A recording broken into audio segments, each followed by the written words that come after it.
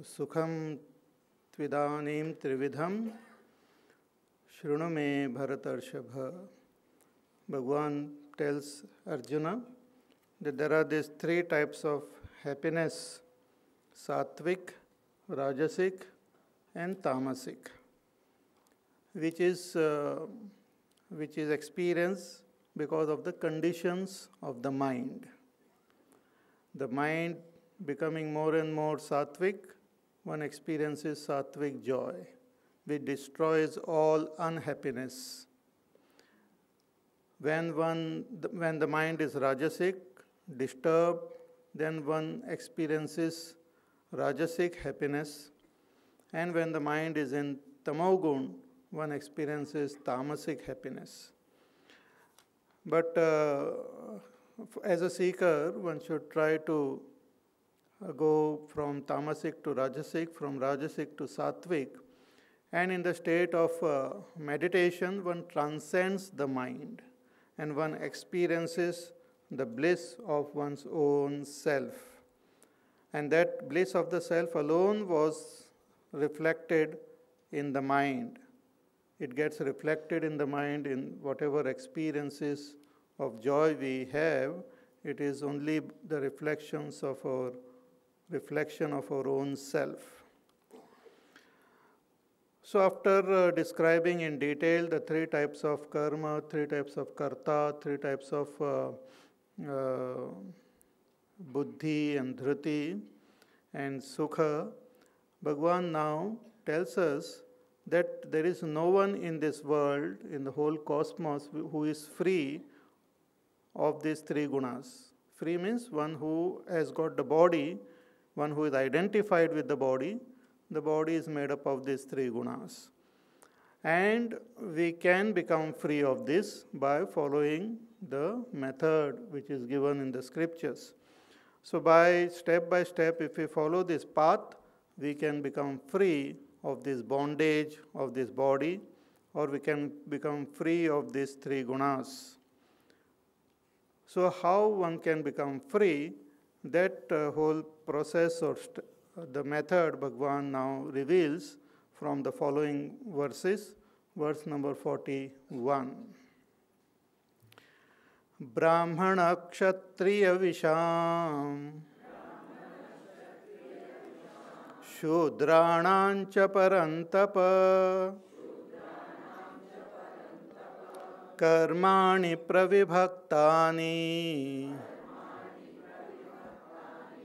Svabhava prabhavairgunaihi Brahmana kshatriya visham Shudranancha parantapa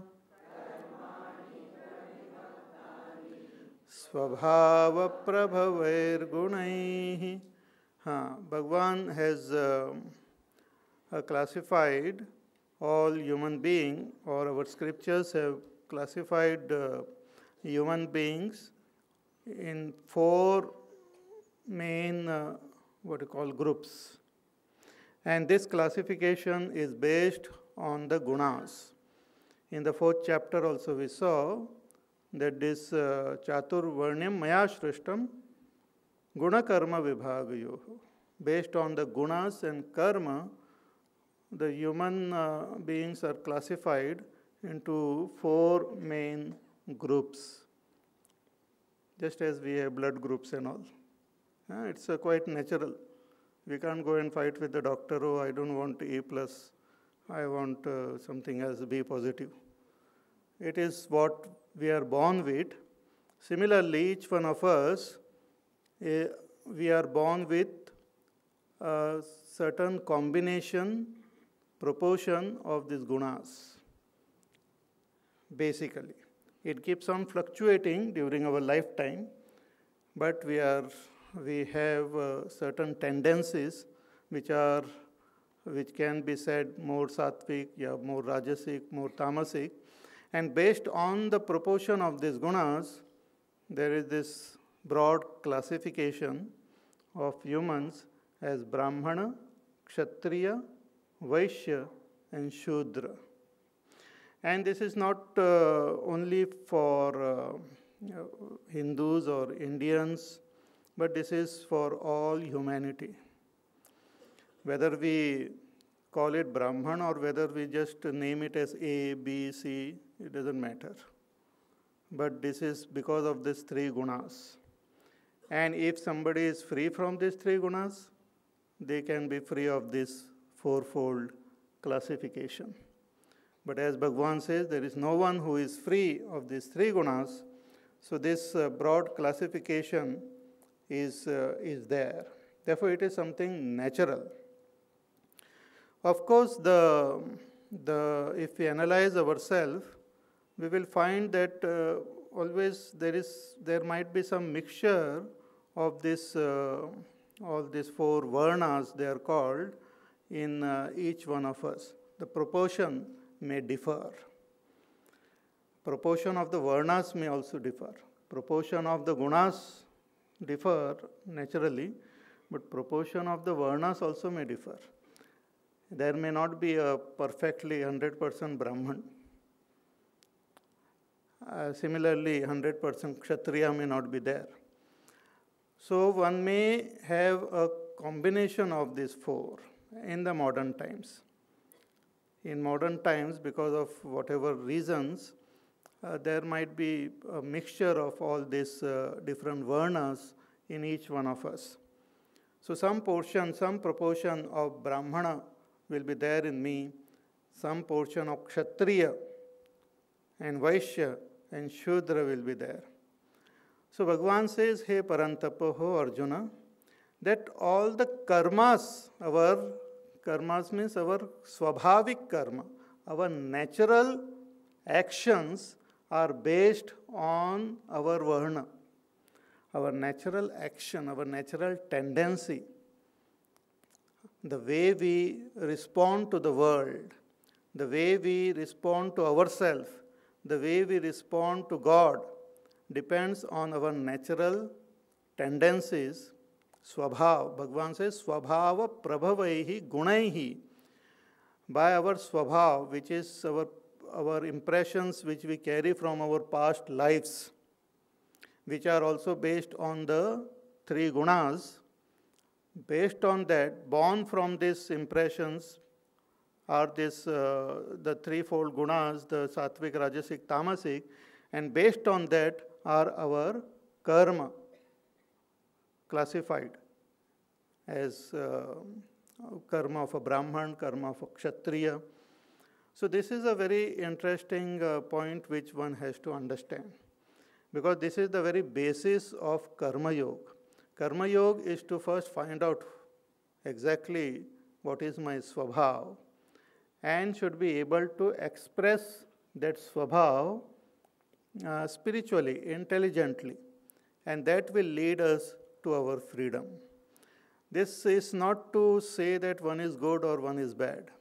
This is whatever, if in the society that good and bad has come later on as a defect of the society, but it is not to classify and condemn people, but just to make us understand our own nature and move accordingly.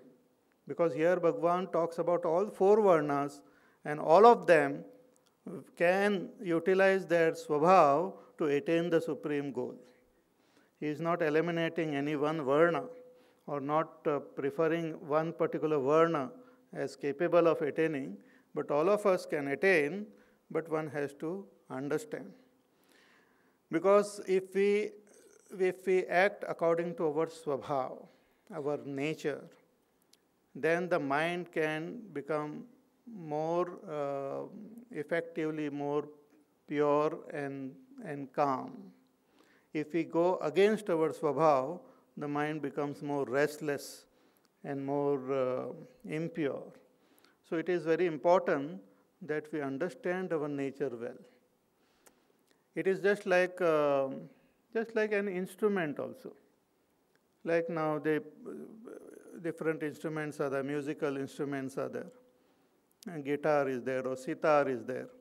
The string which is used should be of a particular quality. The material which is used, the thickness of the string, and all those tension and all should be of a particular quality. Then only you will get the right type of sound.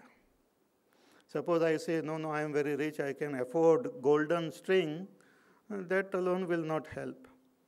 If you want to play well and bring out good sound, then if it requires steel strings, then you have to use steel. If it requires some copper and all, then we have to use copper.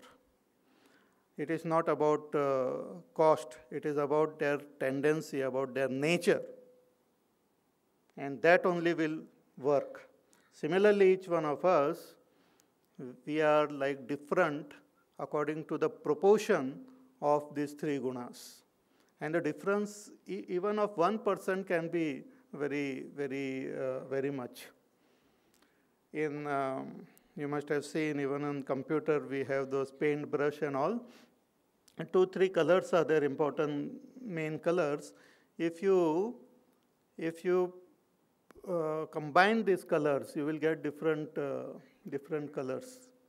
The basic colors, if they are mixed, you get a different color. And even 1% of difference can change the main color. Similarly, we have these basic 3 colors in us: Sattvic, Rajasic, and Tamasic. And combination of this gives rise to whatever color we are. Color, not the color of your skin, but color of your personality depends on these 3 gunas very effectively. And if we can understand the nature and use it properly, we will be able to transcend these gunas. The idea is to transcend the gunas. So therefore, the karmas here we have to understand very well. This is a very important topic and which was not elaborated before, and Bhagavan is taking up here. So all our karmas, Bhagavan says, are based on the gunas born from our svabhav, and they are classified accordingly. And then each varna's karma is also explained then. Then we have to understand it and express this karma in our life with a proper attitude, and that will lead us to our freedom. So let us try to understand the svabhavik karma of a Brahmana. 42nd verse. Shamo damastapa shaucham kshantirarjavameva cha jnanam vidjnanamastikhyam brahma karma svabhavajam shamo damastapa shaucham kshantirarjavameva cha.